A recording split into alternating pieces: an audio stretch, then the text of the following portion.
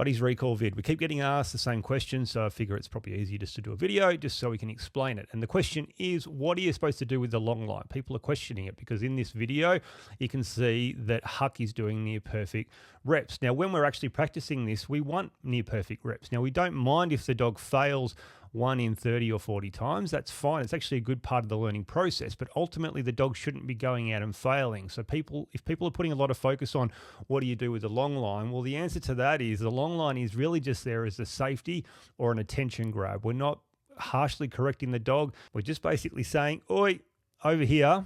Dog looks over here. We then recall the dog.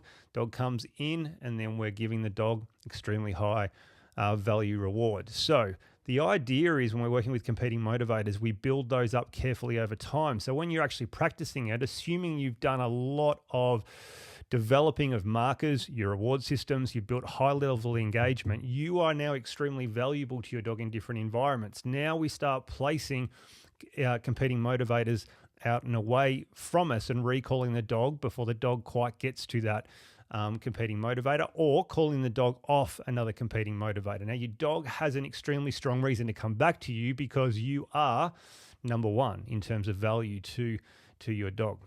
So what does the long line do? Well, that 1 in 20 or 30 reps, if you're carefully building up competing motivators, your dog may question it 1 in 20 or 30 times. All you're going to have to do at that point is pulse on it to basically say, oi, mate, over here. And then at that point, recall your dog will hammer in, and then you can reward. If you are having to apply pressure every other rep on the long line, there's two things to assess. Firstly, have you done enough work away from these things to build your value? Secondly, are we making this too difficult for our dog? So there's a fine balance with all of it, but we do want to test them. This exercise is an exceptional exercise to show you our dogs that we can pull them off competing factors.